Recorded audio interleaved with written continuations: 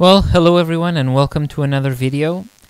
This is the last video regarding my thesis where I built Aquaponics and Anthroponic System. In the two previous videos I discussed two different aquaponic systems. One was in a greenhouse and the other one was inside a building.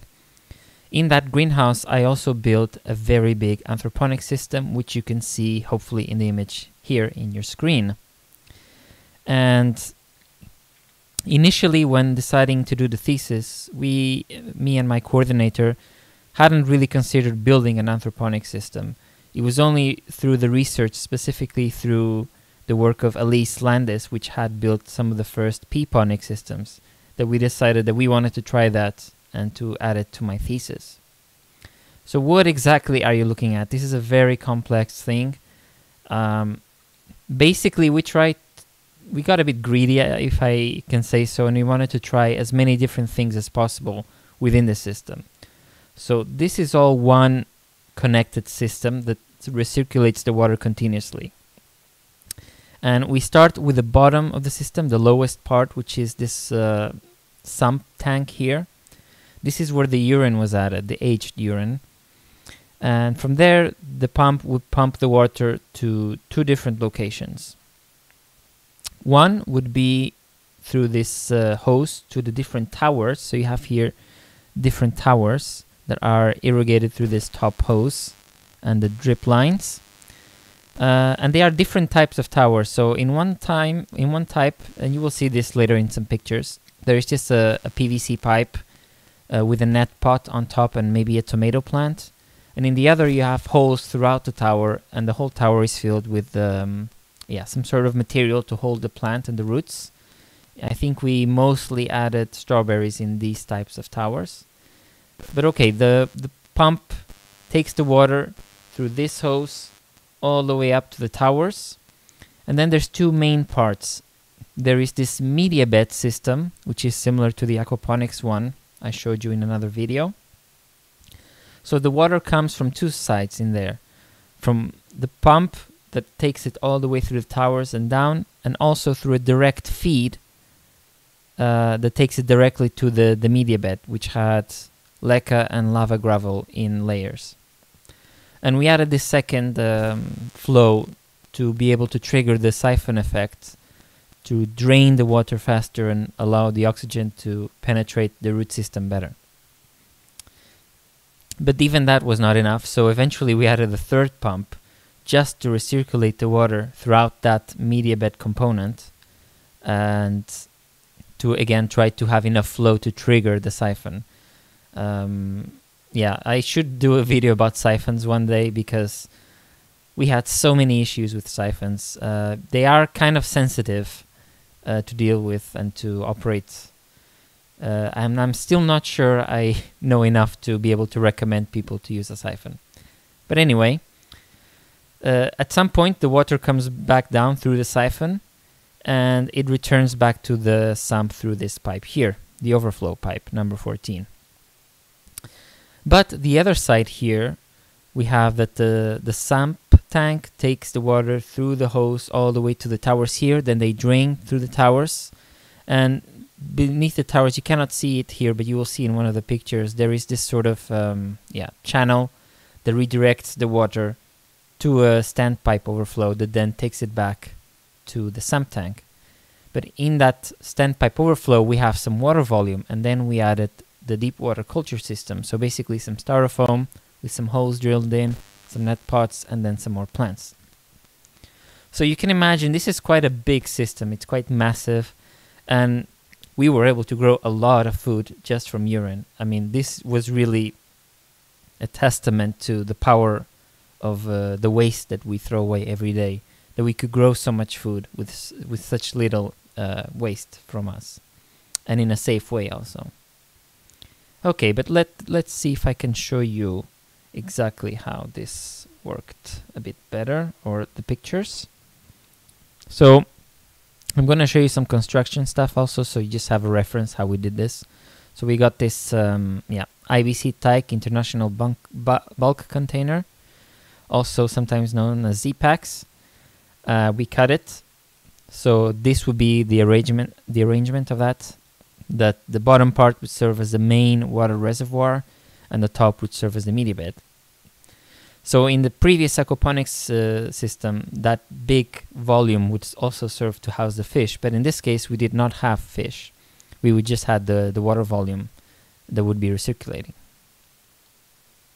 Here is my coordinator drilling the frame. So if you go back, you see here that the top part where the plants will be is resting on a metal frame. So of course we need to drill through the plastic and through the metal frame to be able to pass a pipe to reach the bottom part. So here she's doing that. It's cutting through the metal itself. And you can see here the final job, just a random hole so we could put a pipe through. And here you can already see the pipe and the protection around the pipe, I think, and the early irrigation system here with the hose and the several drip lines. You can also see here in the bottom left corner the sump tank. And here was the beginning. Yeah, this is you can see here the square hole, and then we passed we did a circular hole in the plastic part above, and then we had the lid on here, which also we used to make a smaller hole to pass the pipe that would eventually become part of the siphon system.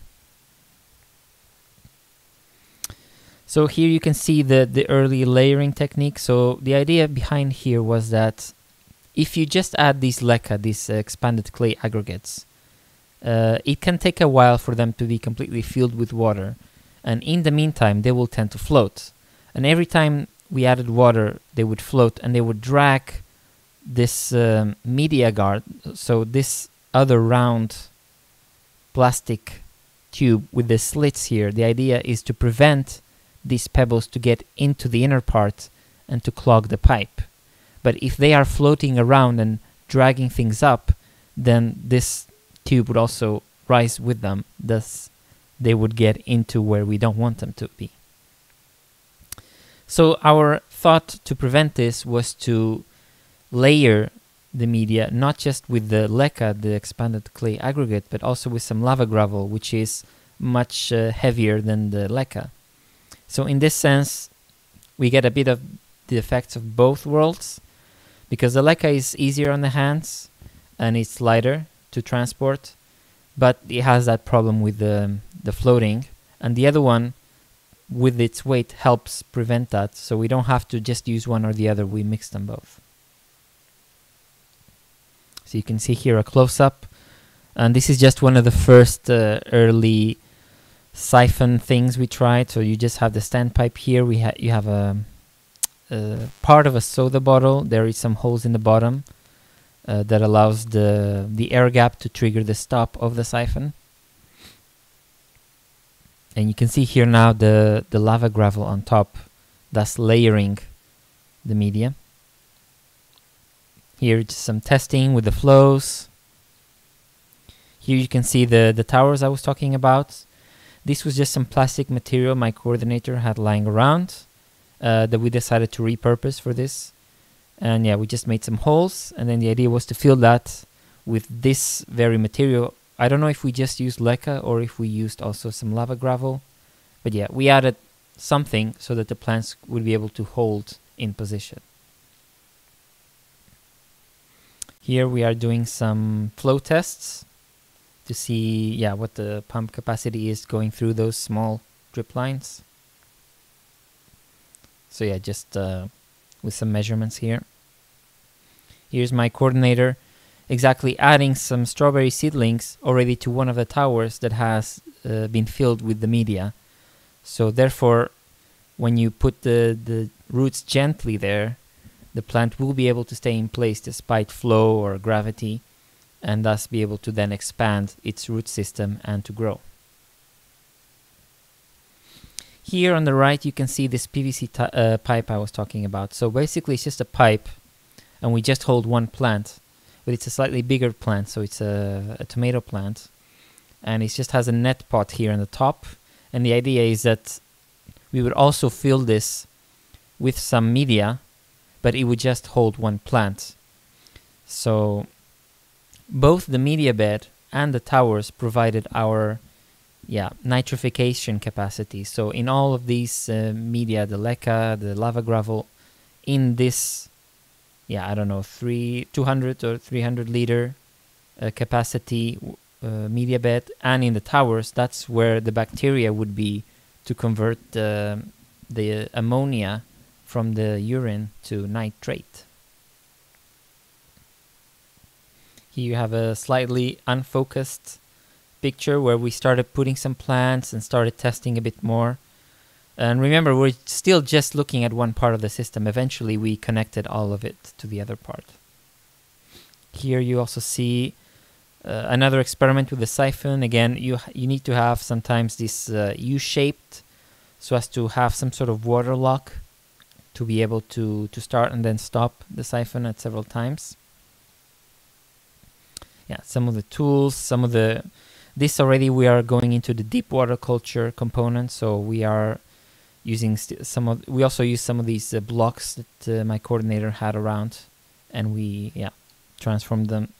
So basically, you can see here, it's these very blocks. We made like a sort of a bed, you could say, and then we lined it with pond liner, and then on the edge you have these also blocks of plastic that we use as support, and then you have the channel I was talking about.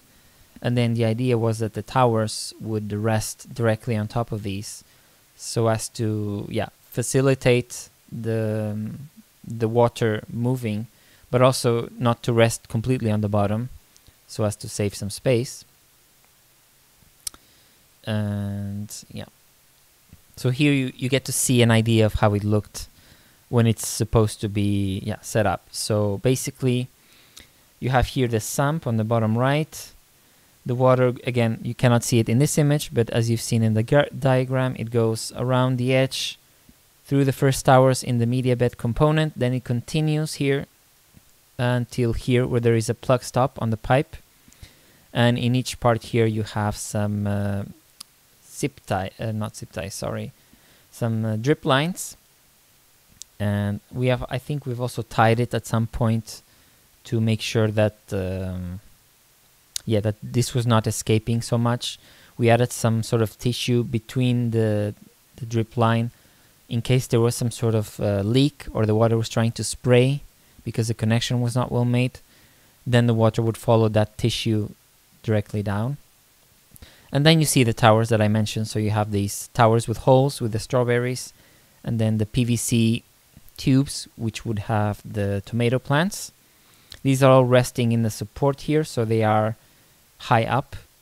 And then in the other part we added this styrofoam with the holes. In each hole we had the net pot. Then we added also some media to hold the plants, and then we had just a variety of herbs and salads. And under this part here where we have some seedlings is the standpipe, the overflow standpipe, which then brings the water back to the sump. So a bit more of an overview here of the work in progress. Here you see part of the aquaponic system on the right. But again, now we're looking at the anthroponic system here. And eventually we wanted to experiment a bit further. So this was part of the siphon. So you're actually seeing this upside down. So the water would come down from the media bed on this part here that I'm using the mouse. It has the U-shaped here. And then once it reached this part here, we have drilled some small holes here. So the idea is that it would spray and aerate the water once it returned back to that reservoir below the media bed. And it did spray quite well. The problem again was the siphon effect, that we were still having some issues either with the siphon not starting or not stopping, or starting but not completely. It was very difficult to manage. I think we would have solved it if we had been more flexible with the pump. So if we had replaced the flows or things like that, maybe we would have made it work better. Here you have a picture of the plants growing without the box that was here before, so you can see a bit better. You see here a bit the standpipe that I'm talking about, the overflow pipe that takes the water back to the sump. And if I remember correctly, you see here there is an air hose. So that means there should be an air stone, one or more, also in this area, just to try and oxygenate the water, because we are dealing with organic hydroponics after all. Yeah, so we had the air pump, the air hose, air stone, and then it was just a matter of monitoring the system. You see here a bit without my fingers. Close up here. So what did we plant on the media bed? We also planted strawberries, I see, but I think some chard maybe. Yeah. But the most important thing that we planted here were the cucumbers, and they grew spectacularly. We had very big cucumbers to harvest. But initially speaking, we started seeing already some signs of nutrient deficiency, and that's now something that I always expect when you just use urine without any supplementation, especially if you are using, or if you are loading the system with so many nutrient-demanding plants, such as the type of fruits and vegetables, not just herbs and salads. So you can see here already some signs of nutrient deficiency in the strawberry plants that were in the deep water culture. Again, you can see here the different discoloration of the leaves and already some flowers appearing, which is an early sign of stress on a plant so small. Here also you see some very different discoloration of the leaves, but we were able to get strawberries in the end. Here also in the media bed. So in the media bed we also added the support like in the deep water culture part, just to hold the towers a bit better. But these were resting directly on the media, and in the deep water culture part they were resting on the supports that I showed you. You can see here already some strawberries growing. I think we also had some, I don't know, these could be sugar schnapps, I'm not sure, but they look like that. So yeah, we tried a lot of different things. Here you see a bit more of the herbs and salads growing better. The tomato plant is picking up. The strawberries are growing very well. And here the cucumber plants are starting to really grow. And because we were outside in the greenhouse, we were able to grow quite well. With the light was not an issue. We started, I believe, in late May, and this ran all the way until September. Here, just a curiosity, I had some lupin bean plants that we tried starting up a bit, but eventually we didn't add them in the system. And really, it's not very recommended to add seedlings, or if you have a hydroponic system, whatever it may be, mineral or organic, that you add this cubes that are sold with the seedlings and that have soil in it, because the soil will mix with the water and then it could cause all sorts of issues with the plumbing, or just bringing unknown agents into the system, like viruses for the plants, fungi, we don't know what's in there, bugs that could eat the plants. Here you see again that bottom part of the media bed system, the return of the water from the media, the siphon, but now without the U shape. So again, we were really desperate. We were trying all sorts of different things. The aeration part was working well, but not the siphon effect. And here you start to see the really lush growth that I was talking about earlier. So we really harvested a lot. Every day you could just come in here, pick things and prepare a meal for yourself. It was great. You see also the cucumbers are really growing explosively. So we actually started helping them, and we started tying them up, the plant, so as to not just hang all over here, so we could have easy access to the bottom. I believe my coordinator also helped prune some of the plants to promote the growth of the cucumbers. Here you see some strawberries a bit more developed, but not ready yet. Here you see some cucumbers already showing up here and here and here. So yeah, we really I will show later a bit some of the sizes, and they were really big and quite tasty. We had also very different types of cucumbers. Some of them were lighter in color than others. So you can see here my hand for comparison and one of the cucumbers. You see here a bit of a close-up on the drip system that we installed later on. So this is just one of these gardening things that you can get in a store. And the idea here that we got this is that you can control the flow.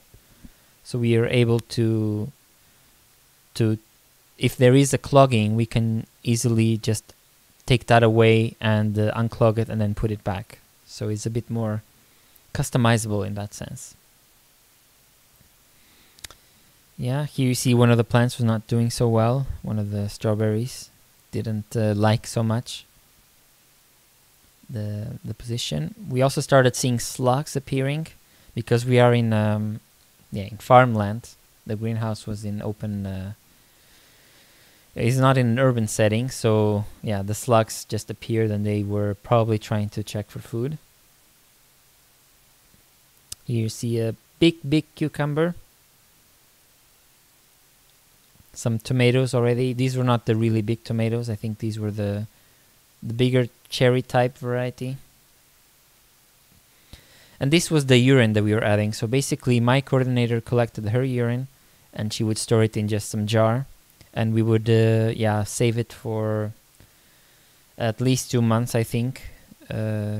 Although we were at that time we were still considering more a time frame of 3 or 4 or 5 months of storage.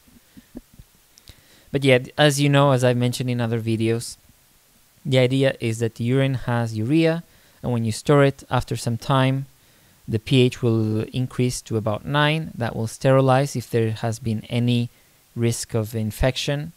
It will sterilize the liquid, and that urea will have been transformed into ammonia, which when you add it into an anthroponic system like this one, which has a nitrifying bacterial colony, then that ammonia will be converted to nitrate, which is the form of nitrogen that the plants tend to prefer. So here you see also some big cucumber, almost 26 centimeters.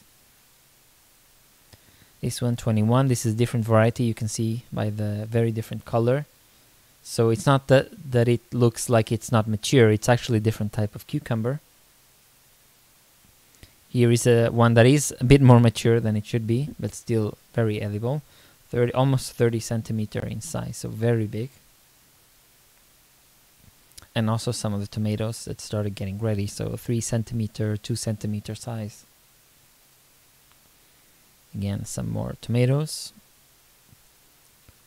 And here I have the video that one lady that came to do a woofing on the farm was also recording. I already show her talking to me in the aquaponics video about the thesis, so now she will be talking to me about the anthroponic system. A more advanced form of aquaponics, because there are no fish, and we're trying to experiment and see if we can feed the plants through human urine. Human urine has the same sort of ammonia as like the fish excrete. The ammonia again gets converted to the plant fertilizer by the bacteria. So we start here in this tank. This is where we put the urine, which we are aging to kill any potential pathogens. The urine and the water gets pumped to the top of the towers and also to this grow bed. The towers will then trickle the water all the way over there and all the way over there. Sorry, to the several towers. In this system, there's a media which the plants grow in, so they have a place for the roots to consolidate better. And once it reaches a certain level, we have an automatic flush system that pushes the water back in. Oh. And this water is always switching here with another pump. So there's enough flow to start the system. Here, on the other hand, we have another floating system. So all of these are just floating. And they have nothing to pump in water? No, the water Goes from the towers, trickles that back down, and there's always a constant water level. And when it exceeds, it just goes here back to the transport. Yeah, which is actually a bit low on water. So. All right, so that was a bit overview tour of the system once it was growing. Yeah, you can see here also some older pictures. Sorry, I haven't organized these very well. But yeah, eventually, yeah, I can show you some videos. Let me just check that I haven't missed. Yeah, exactly. So I was already. These were actually videos, so you can see how it looked on different stages of construction and operation.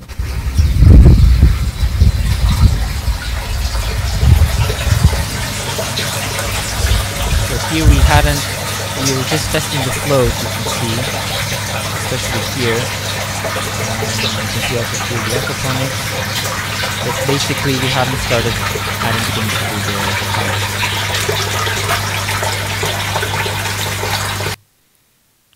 Okay, so here we already have added things to the towers, so there is a generalized flow, everything is connected to each other. Again, you see the whole overview of the greenhouse system. You also hear the rooster. 27th of May.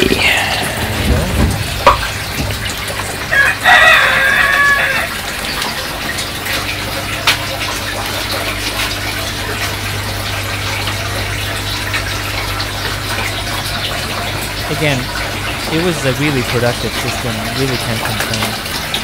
We didn't have that many issues. The biggest issue was just the siphon, but that could have been easily fixed now with the knowledge that I have. Or we just could have done a different type of system.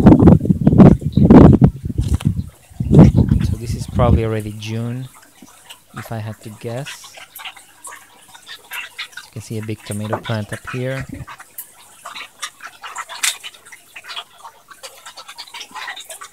And a very lush cucumber jungle.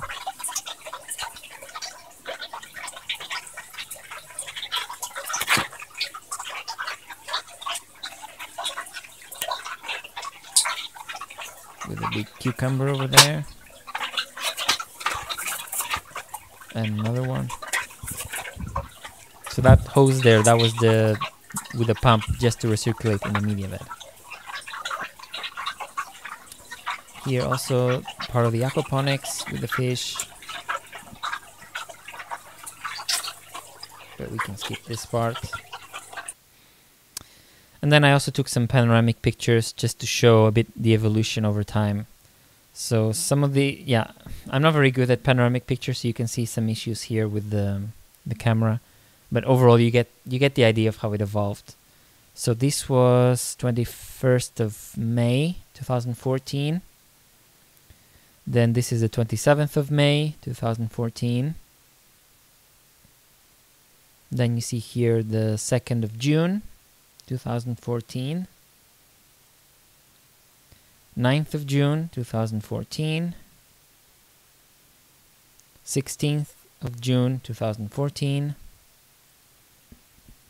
23rd of June 2014. You can already see here a big cucumber just showing up. 7th of July 2014. Yeah, it became a bit impossible to control the cucumber growth at some point. So we just had to let it grow as much as it wanted. As much as we tried to hold it up, it was just too much growth. There's too many nutrients in urine that it could use. And this is also 7th of July. So here you have an overview of just the system, the Anthroponic system, as it was, as I showed you in that first schematic of this video. So you have the sump, you have the media bed part, you have the deep water culture part with the towers, both here and in the media bed, although you cannot see them very well. And then you would have the drip line, the flow of water would be somewhere up here. This is the 17th of July. So you can see here already in some of the plants there has been, I think this is maybe pak choi. It's been a bit eaten by some bugs. Although we didn't really have that much issue with bugs, possibly because we were somewhat opened for predators also to hunt down those bugs. Okay, and regarding results, I mean, this was a fairly limited experiment in scope. It was more of a proof of concept that we could grow a lot of stuff in just from urine, and also had having a very complex system with different components. But nonetheless, I did measure ammonia, nitrate, nitrite, pH, oxygen, total ammonia, nitrogen in some places. And you can sort of see that we start high, kind of go low as the nitrification kicks in, but then sometimes there can be spikes depending on if the urine has just been added or there's something not exactly going well with the system. If, for example, if we harvest a lot, or if there's been a sudden shift in temperature and the bacteria are not operating well, or if there's been an issue with the flow of water and we've created anaerobic conditions, that could also play a role. With the nitrate, it's a bit more cut and clear what we expect. We start out high, and this is, so initially the nitrate would be 0. After the nitrification has completely started, we get very high nitrate, and then once the plants are absorbing that nitrate, we take it down to lower levels. And same with nitrite. Here, there's a bit of a spike in the end, but again, we didn't really measure that much. As you can see, there's very little data points, and we were not really using very reliable methods to test. We were using these aquarium test kits, which are reliant on color, and then you have to compare the color to a standard. So we don't really get a very defined value. It's more of a range, I would say. The pH was overall quite high, and but yeah, so you cannot really tell when the nitrification starts, for example, because we didn't take that much measurements to be able to tell exactly. I do remember now that we also added some algae extract at some point and some chelated iron to supplement those deficiencies that you saw earlier in the strawberry plants specifically. The temperature, it just slowly increases because we were operating throughout the summer. And then we did do a smaller experiment where we measure the system before we make a change. In this case, the change is that you add the urine, and then you test afterwards how it evolves. So the idea is to see if we could see some sort of direct effect on the different chemical parameters of the system once we added that nutrient input, which is the aged urine. So in terms of oxygen, there's not really that much variation. We're very close to oxygen saturation here. In terms of nitrite, you do see a peak that you could expect from introducing the ammonia, which then gets converted to nitrite and then nitrate. And then afterwards, that gets immediately, goes back to close to 0 again. With the nitrate here, you can see that there is an increase after the addition of the urine. That means that the bacteria are converting the ammonia to nitrate. But then there hasn't been really that much uptake yet in at least the next 2 or 3 days. So it could be that the nitrate takes a bit longer to be absorbed by the plants because we had, maybe because we added so much urine, or because the plants, there were not enough of them to really remove it that quickly. We don't know. And phosphate, it increased slightly after the addition of urine, and then it was consumed. So not much to conclude there. And we also measured the total ammonia and nitrogen because we had that test kit available. But we couldn't really conclude much other than it actually decreased after we added the urine. So we don't know. But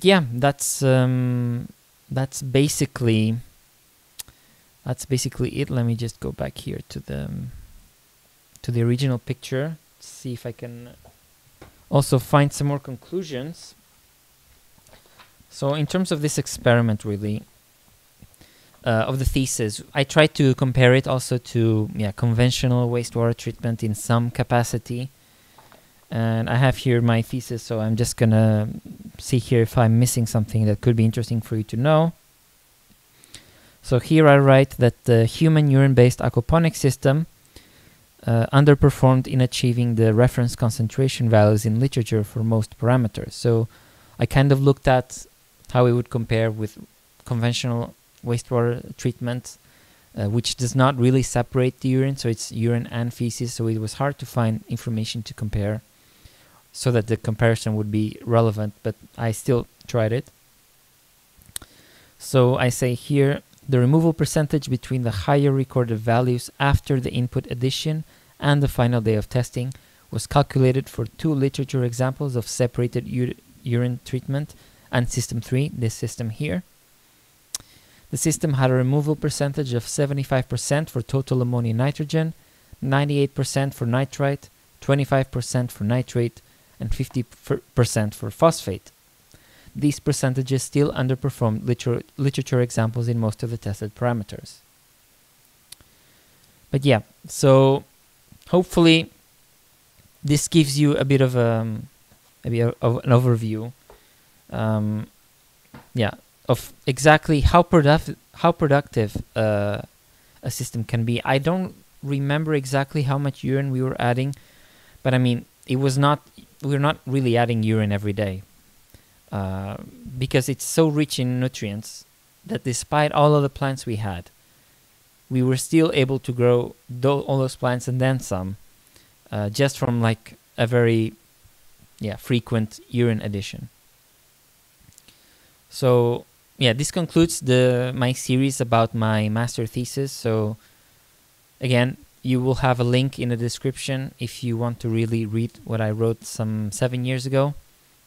And I will be trying to upload more videos about anthroponics and the research I did following this, where I try to go into more detail as to exactly how much you can grow with urine, what sort of supplementations you can use, how can you accelerate that urine conversion, so converting the urea to ammonia, for example.